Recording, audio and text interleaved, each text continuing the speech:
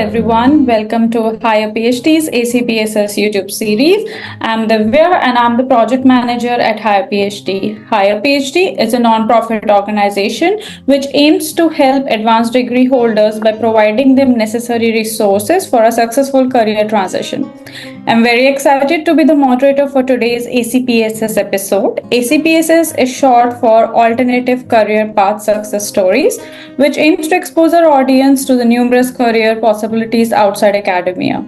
ACPSS is one of the numerous initiatives by Higher PhD to help advanced degree holders unlock their potential and navigate career paths. So please stay with us till the end of the video and enjoy this conversation. Today, we have Eric James Stephens, who would share his career transition story with us. So, a little background about Eric. Eric was a university writing teacher, but he lost his job due to COVID pandemic. After moving his family across the country to his parents' basement, Eric began networking on LinkedIn. He founded Higher Ed Translate Academia to help others while showing what he can do. He now works as a business intelligence developer for a construction company, visualizing data for over $15 billion in contracts. Welcome again, Eric. We are thrilled to have you as our guest today. Thank you so much for having me, Divya. I really appreciate this opportunity. Thank you.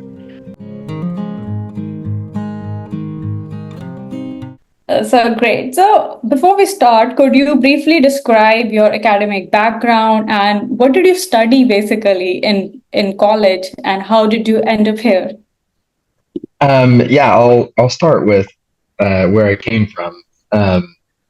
My background, my doctorate degree is in Rhetoric, Communication, and Information Design from Clemson University. I graduated in 2018, so a couple years before the pandemic. When I graduated, I got a job teaching at a university. My wife and I both got jobs there at Central Washington University. We taught there for a couple of years.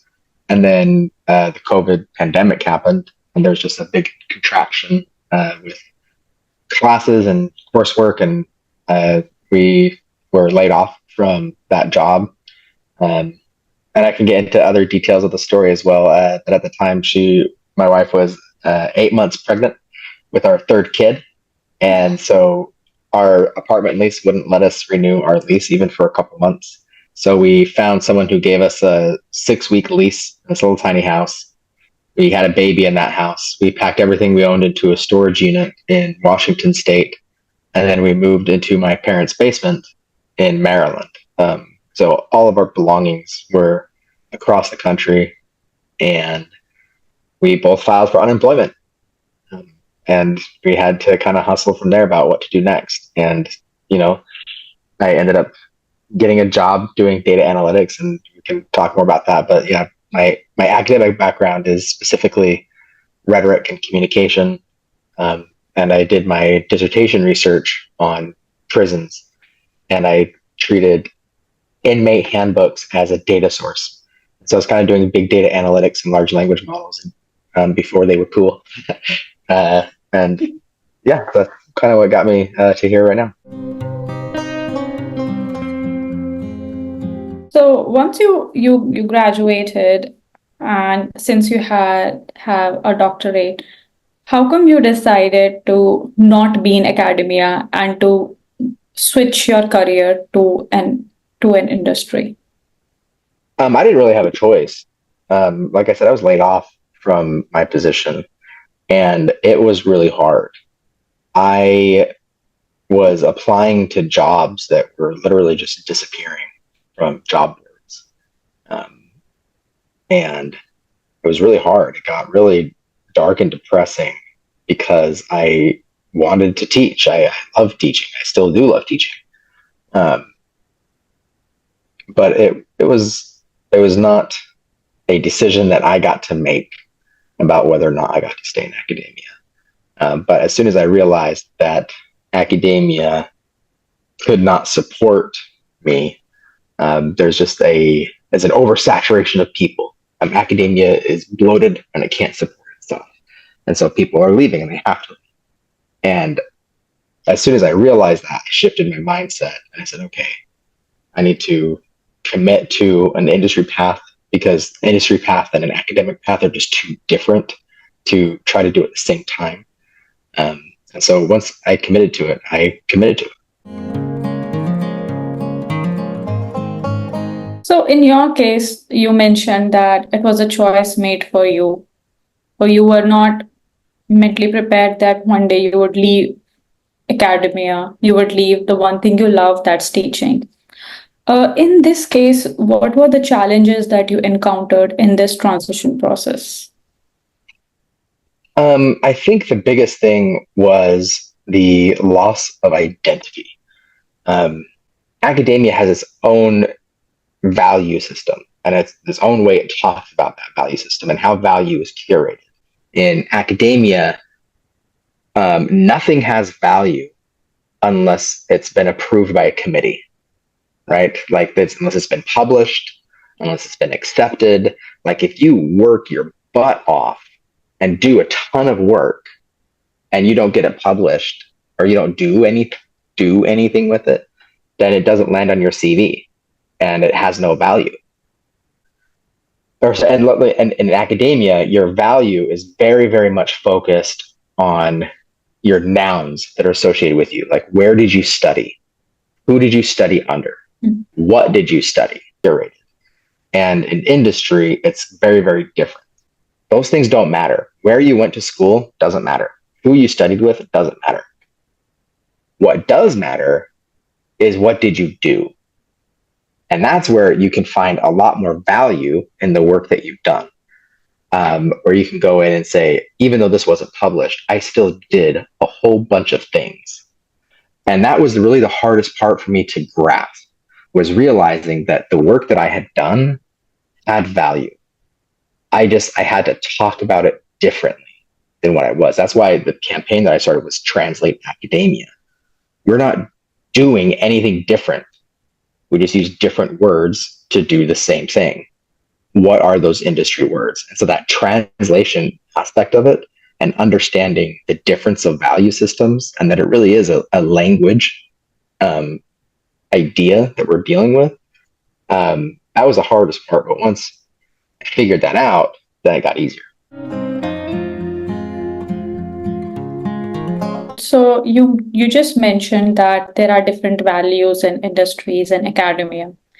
If I could ask you to dive a bit deeper and to share with us some insights into, in your case, what were the differences that you found between academia and industry? I would say, abstractly, there's one concept to me that is just completely separates academia and industry, and that is the concept of implementation. Academics love ideas. They love thinking deeply. They love thinking systematically about things. In industry, we're asking questions about how much does that cost? How much time is that going to take? Who's going to be responsible? And so I think that both of these two systems really want to go at it and attack problems. But in the academic realm, it's much more academic, right? It's much more, let's think about it. Let's not worry about how to implement these ideas.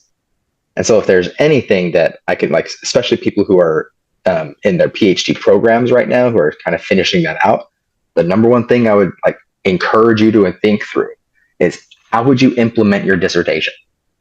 Like, if you have ideas and you have this, like, how would you implement it? Like, what's the implementation plan? Because if you can show people that not only you have good ideas, but you know how to execute on those ideas, that's going to be better. When I talk to graduate students and PhDs and teachers who are leaving academia, they often cite two things that they're very, very, that they miss. One is the friend group is there, and the other is being able to go to a library and get lost in an idea. And really what that translates to is people miss having a support group supplied for them, and they don't like being held accountable for what they do. They want to get lost in a library because, and they want to waste hours on an idea without anybody telling them that's a waste of their time. In industry, I need to ask myself, like, okay, I want to do that. Who cares? Who cares about this? Does anybody have any buy-in? If I do create that thing, is anybody going to use it? What insights does it offer?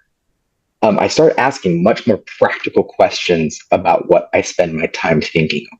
As an academic, I would just think and just waste time thinking. I don't think it was a waste of time thinking, but I would just think with no practical outcome, no practical deliverable.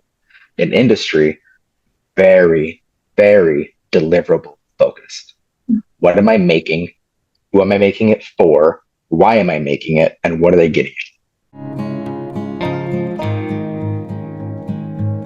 Yeah, so since academia, we just dive deeper and deeper into an idea without considering the cost or the end use of it. And in industry, the cost takes the precedence over everything else. Is it feasible? Is it viable? Who does it benefit?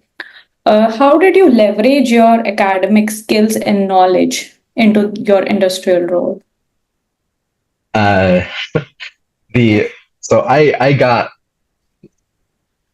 my background, my PhD is in rhetoric, and I think that I got my job because I was good at rhetoric, not because I was good at data. And the same thing with the job that I have right now.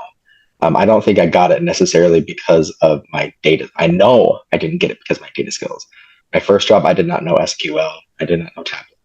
My second job, I did not know Power BI. I got hired in both of those jobs despite not knowing either of them because of the skill I developed as an academic, which is this: communicating complex ideas using simple stories. The reason I got the interview for this job I have right now is because I use the phrase storytelling with data at the very top of my resume.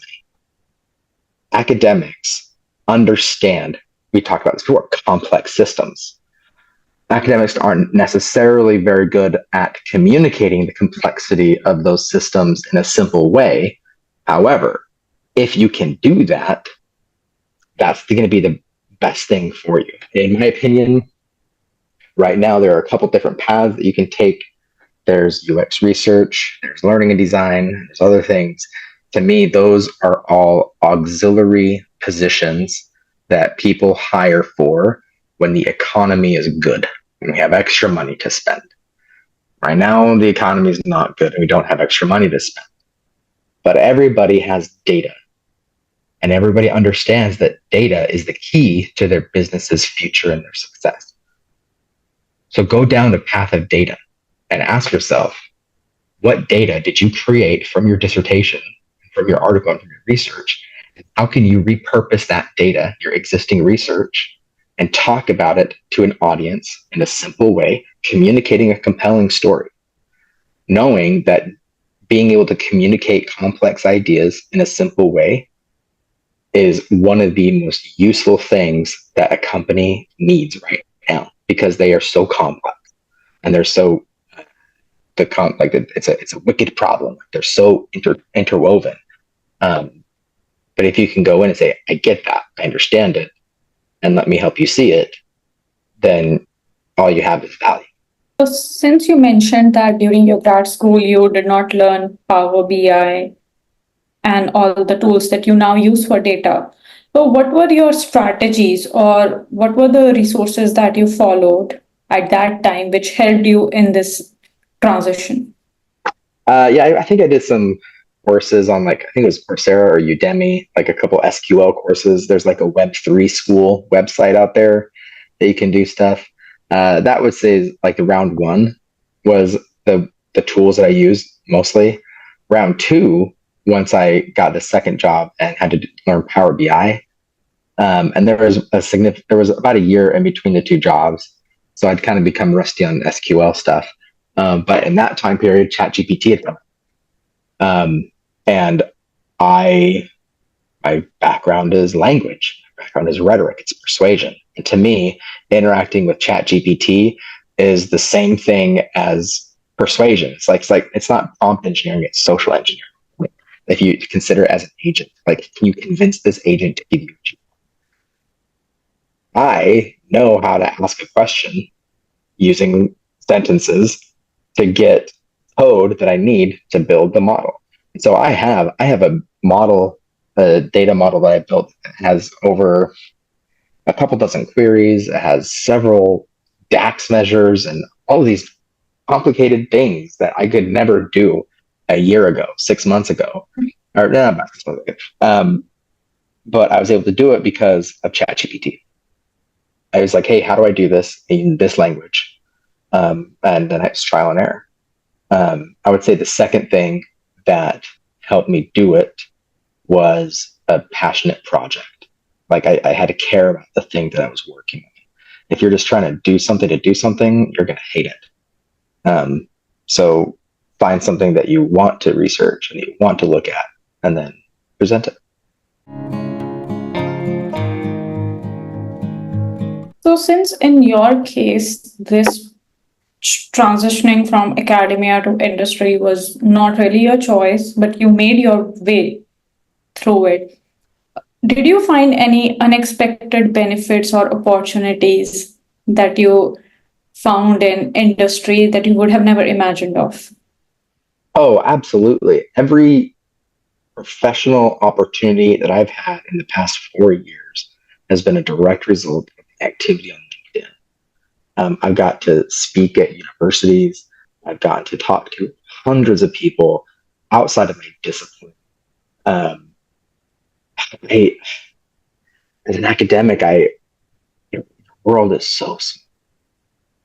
Your world is your subject matter, which is very small.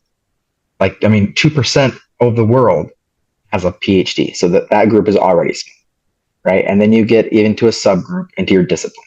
And then you get even into a subgroup into your specialty in that. And then you get into a subgroup of your department, and then you get a subgroup of your cohorts and your friend groups. And you think that your university system is this huge world, but it's not. It's just a big fish in a small pond kind of thing.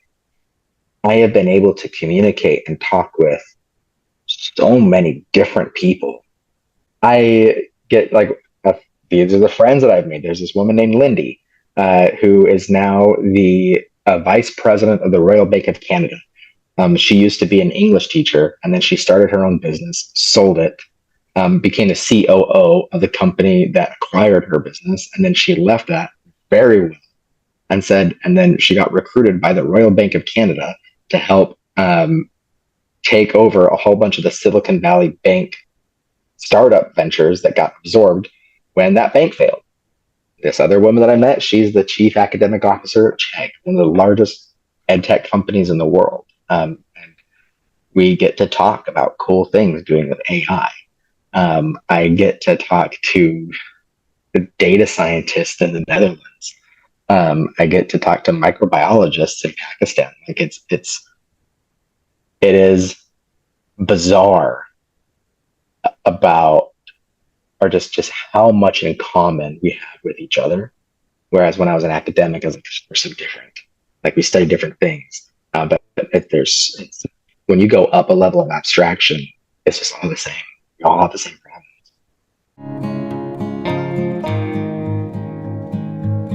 Can you discuss the role of networking and the professional relationship that you developed during your transition, or maybe after your transition, now that you are working in an industrial setup? I think I made the argument when I was on the job market that if you wanted to be ethically employed, that means you had a job. You should be on LinkedIn actively networking with the people around you. Because we have this idea, this concept of the hidden job, of where you get jobs because of people that you know, and it's all networking and networking and networking. The only reason that it's hidden is because people choose to not engage with each other. As soon as you start engaging and you network with people, you open yourself up to opportunity. So I started the way that I got my job the first time around is that I started a hashtag called Hire Higher Ed. And I created an event. It was a 2-day event. I recruited over 50 speakers. I had 9 live stream panels to 3 social media platforms.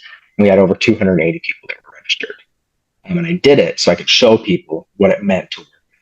Like, don't hire me because I have a PhD. Hire me and go Google hire ed. Anything that you see exists because of me. And then I wanted to do another one of these events. And so I asked my network, I said, hey, does anybody know anybody in ed tech that who would want to be on a panel? And somebody tagged this guy named Jeff, who owned a company. So I reached out to Jeff. I said, hey, do you want to connect? And he said, I don't connect with recruiters. And I was like, great, unemployed academic. Let's chat. And so we did. And we spoke. And then 2 weeks later, he called me and he said, hey, I'm bored at work and I'm sitting on my deck and I don't know what to do. So I called you because I thought of you. And so we talked. And then 2 weeks later, he offers me a job. I took that job. That's networking, right? It's going in and saying, I am someone who is worth talking to. And you do that by creating content that is worth listening to. And then you talk to people and you ask them questions like, hey, I need help doing this. Can you help me? And that's how you get those jobs. You get those jobs by reaching out to recruiters and not getting frustrated that you didn't get that job in the interview, right? Because you're more likely to get the job, the second or third job that recruiter posts than the first one. Because if you think about it, a recruiter, they're not going to start over every single time they get a new job. They're going to go to their previous candidates. So you want to be in that previous candidates. You want to send nice thank you notes to people and say, hey, thank you. You want to be the person that people remember when they are bored at work and have nothing to do. You do that by being an engaging person and networking authentically. And I said this before, that every professional experience or opportunity I've had since 2020 has been because of networking or been on LinkedIn. It's been because of networking with people on LinkedIn. And like one of the biggest critiques, right, from academics is that people say, nobody ever taught us how to do this. Nobody ever taught us how to go and get a job after academia or like whatever. And the problem is that's not true. Every university has pretty sophisticated career services programs, right? I mean, they have so many resources. They have entire networks of alumni. In my experience, and I say this from my personal experience that I'm projecting out onto a lot of other people, I was too arrogant to care. I thought to myself, I don't care about that. I don't need to network with people outside of my discipline because I'm going to be a professor in my discipline at a college and a university over here. I felt that my time at the university was so temporary, it was not worth networking, and that my projection was so specialized, it didn't matter. That was a huge mistake. Such a wasted opportunity. If I could go back to grad school, I would go and make use of all the programming that exists already and stop complaining about it, that it doesn't exist, because it does. You just need to go and put forth the effort. So while you had to transition outside academia, during this period, did you face any skepticism or resistance from either academic peers or industrial professionals regarding this transition? Absolutely. I mean, the guy that I talked to that gave me my first job, he was sitting on the deck. The first thing, like he says, hey, I'm calling because I'm bored. The very next thing he says is, here are all the reasons why I would not hire someone with a PhD. And he lists all the reasons why someone wouldn't hire with a PhD. And if you're about to ask me, what are those reasons? Yes. Here's the answer to that. I want you to ask yourself, why are you leaving academia?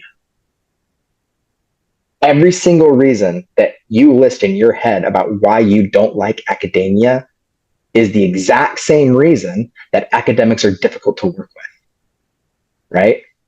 We can be arrogant, right? We don't ask for help when we need it, right? We think we can do it on our own. right? We think our ideas are better than others. And we can't deny that. You know what? And this is how I got my job. I said, I don't disagree with you. Everything that you're saying. I mean, yeah, difficult people to work with. But, and this is what timing was important for me. I said, you're talking about everybody before COVID. Now you're talking to people like me. I don't want to leave academia, but I have to because it can't support me. And so you should take a chance on me. And he did. And I don't know if he was happy that he did or not, because I left about a year later for probably reasons that he was accurate about. But for other reasons that he was not accurate about as well. And so this to say that, yes, you are going to face prejudice, right? And a bias against you as you go from academia to industry. Own it. Don't deny it. But here's how I'm different. How do you do that? By showing people what you're capable of doing. By don't rely on your nouns. Don't rely on, I went to this place. I studied with this person. I have this degree in this thing. Don't rely on nouns. Rely on verbs. Verbs are what industry cares about. What did you do? What did you make? Right? Like, what did you build? Those verbs is where you're going to get that value. What is some other advice that you would give to a grad student who is seeking work outside academia, or for that matter, any academic professional who wants to transition outside academia? Okay, so the people that are on LinkedIn that are not looking for a job and who are not trying to sell things are there for a very simple reason. They're bored at work. They're looking for an interesting distraction. You are an interesting distraction. You have an incredible expertise in something. Own it. The only thing you need to do with that expertise is change the medium and the audience. Instead of writing 20-page papers to a niche academic audience, turn it into a YouTube video for fifth graders, or turn it into something that aligns with your professional path. If you want to do data analytics, turn your dissertation into a data visualization, right? Like understand what those bridges are. But the biggest piece of advice I have is to not feel like you need to start over, because you don't. Just change the way you talk about what you do. That's it. And if you don't know how to do that, the best thing I can recommend is to go to LinkedIn Learning and then do some of those, like, here's a day in the life of a data analyst. And you're not going in to learn what to do to become a data analyst.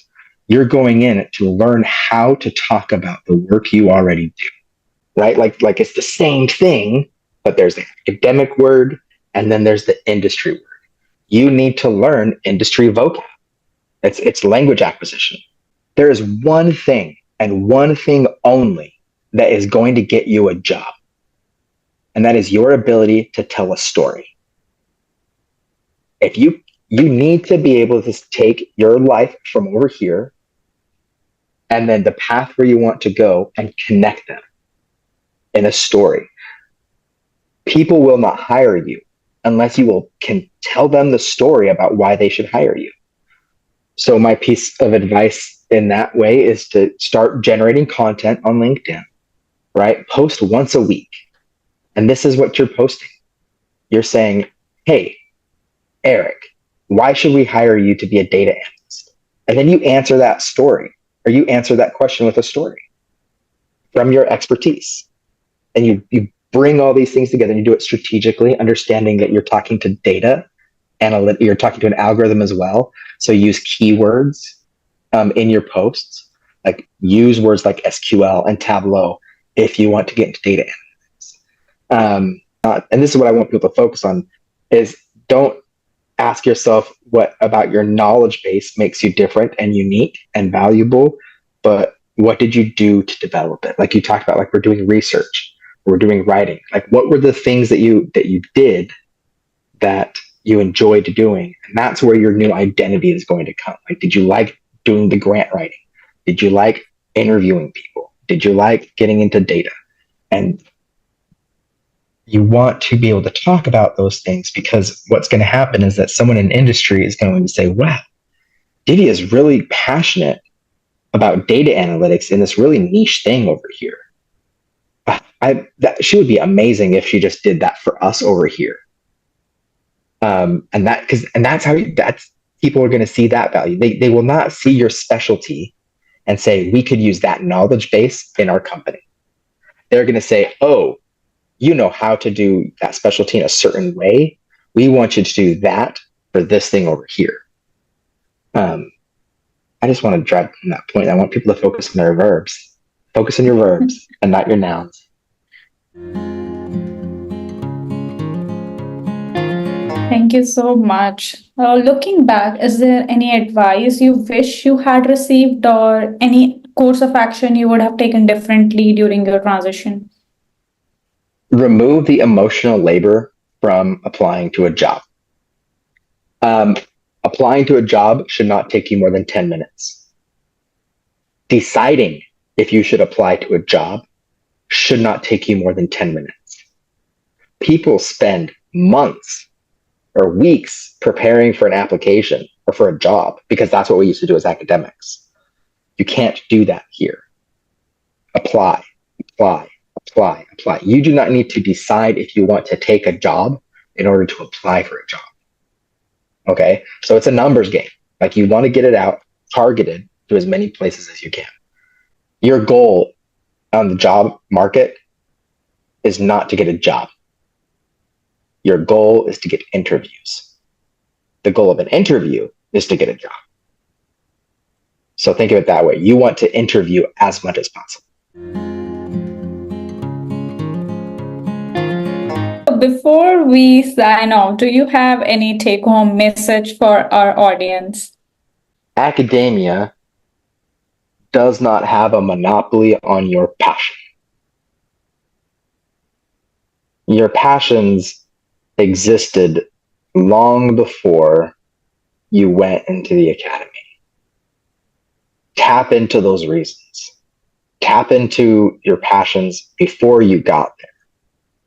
And then let that passion be the overarching narrative for your career transition, so that you're not identifying yourself as an academic making a career change. You're identifying yourself as a passionate person.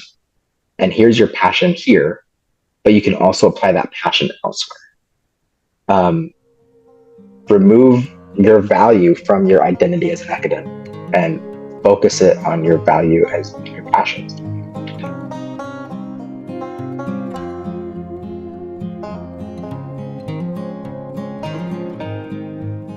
Well, thank you so much, Eric, for your story and words of wisdom. For our audience, if you like today's episode and want to hear about more career journeys, please click like and subscribe down below. We'll be back with more educational and informative content to help you with your career transition. Thank you, everyone.